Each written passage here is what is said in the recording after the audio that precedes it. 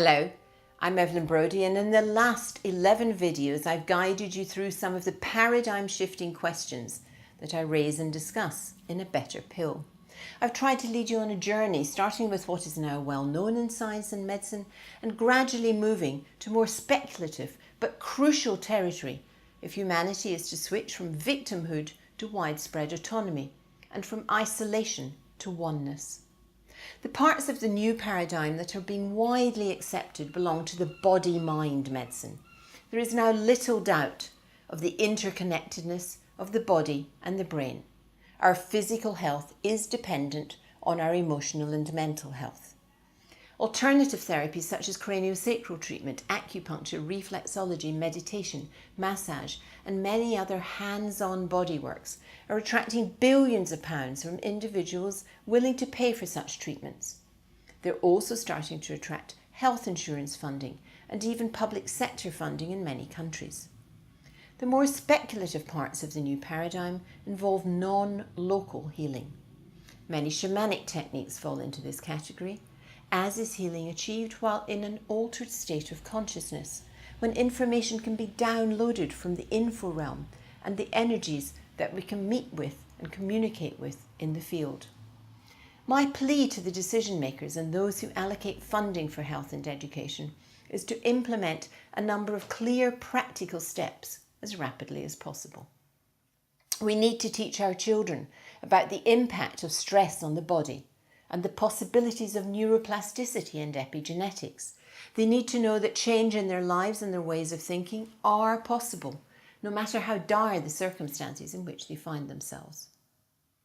We want to ensure that trauma and damage are avoided as much as possible, which could at least partially be achieved through better health education in schools and during pregnancy, as well as spending scarce resources on treating problems as early as possible, not when they have become ingrained and chronic.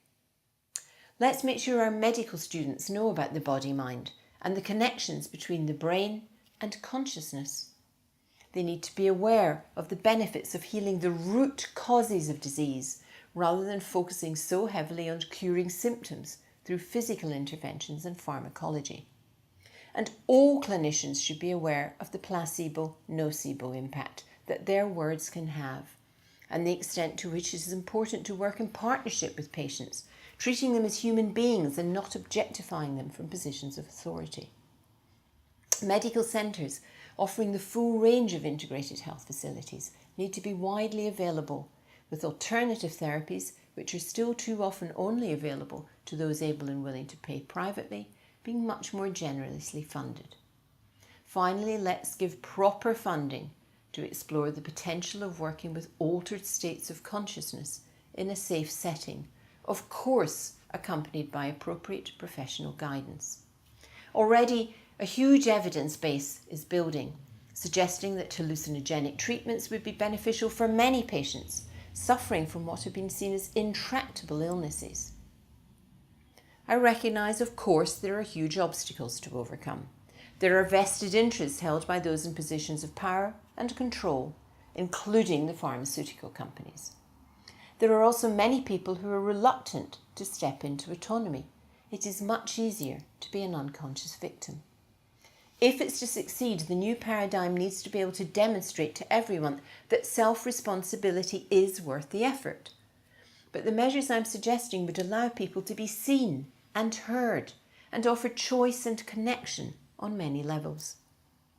The results from hospice programs, meditation studies, school programs, and scientific journals and organisations investigating integrated medicine all demonstrate that participants in the new paradigm live longer, with less pain and fewer hospital visits.